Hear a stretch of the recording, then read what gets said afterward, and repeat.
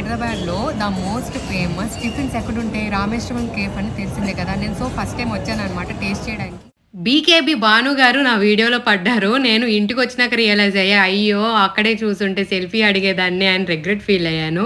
Okay. చూడండి మొత్తం ambience ఎంతో బాగుందో. నాకొక టెంపుల్ వైబ్ వచ్చిందండి రామేశ్వరం కెఫే అనేది. అండ్ కాస్ట్ కూడా ఎక్కువే ఉంది. కానీ క్వాలిటీ కూడా చాలా బాగుంది. నేను నీరు దోస అని తీసుకున్నాను. ఇది ఇందులో స్పెషాలిటీ ఏంటంటే అక్కడ కొబ్బరి స్వీట్ ఇస్తారనమాట. దాంతో తింటే ఉందండి. చాలా బాగుంది అసల. ఇది మాత్రం మనీ వర్త్ అనిపించిందండి నాకు జెన్యూన్‌గా. ఆఫ్టర్ దట్ నేను పెసరట్టు దోస అనేది తీసుకున్నాను. ఈ కర్రీ వచ్చేసి మిక్స్డ్ వెజ్ కర్రీ అనమాట.